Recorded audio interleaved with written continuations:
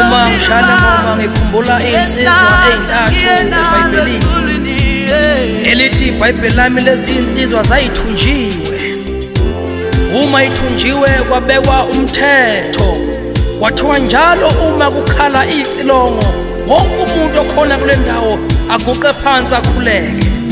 Lithi iBhayibheli lami labafana babethunjiwe kodwa bala ukuthobela umthetho walapha bethunjelwe khona.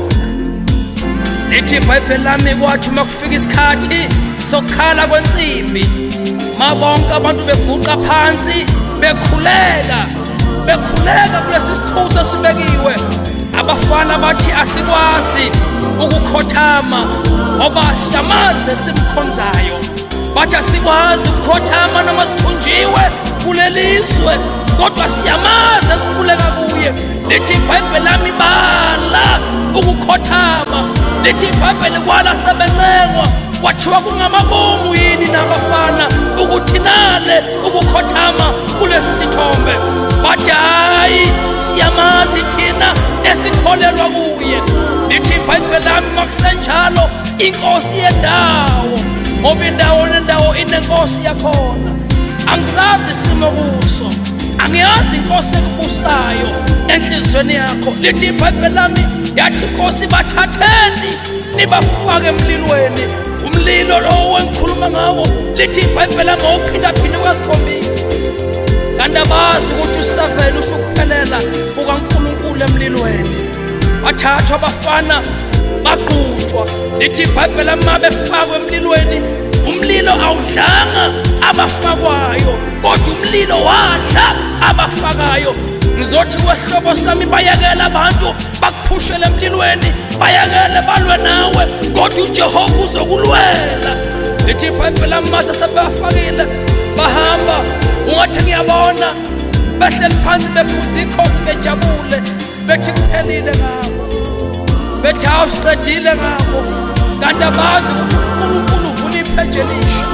Lithi iBhayibheli lami sebethunywa kwathiwa abafana-ke nihambe niyobheka ukuthi kusahamba kahleni emlilweni wethu. Lithi iBhayibheli lami bathi babe babuka bababona bephakathi esimeni somlilo ovuthayo kodwa bengashi.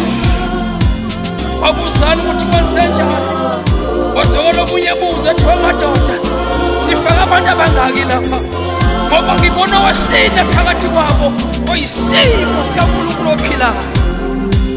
Ngizothi wehlobo sami lapho khona ekhaya, beka phansi lowo mese, beka phansi isibamu, beka phansi lowo poisoni, ungabe usayibulala. Ngiyavuma bakulahlile abantu, ngiyavuma sewumubi endaweni, useba ngisho ukuphuma phansi ubona ngabantu. Libi igama lakho emaphepheni liyantanta, ukhulunywa kabi, wenza kahle kodwa ukhulunywa kabi. Zothi kuwelalela ungasibulali, uNkulunkulu khona kuleso simo obhekene naso. You are a survivor. Ungasebenzi, you are a survivor. Ulahlwe indoda neyingane, you are a survivor. Bexoshisile emsebenzini, you are a survivor. Uboshiwe usejele ungalazi icala oboshelwe lona, but you are a survivor. Ungasibulali, ungathi ngiyezwa abafana becula kancane le ngoma besho kanje. Hayo